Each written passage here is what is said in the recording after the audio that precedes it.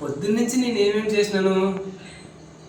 పొద్దున్నే పోయి తినొచ్చినాను, తర్వాత కొద్దిసేపు ఇన్స్టా స్క్రోల్ చేసినాను, తర్వాత కొద్దిసేపు యూట్యూబ్ చూసినాను, తర్వాత మళ్ళీ మధ్యాహ్నం తినొచ్చినాను, మరి పడుకున్నాను, వెబ్ సిరీస్ చూసినాను.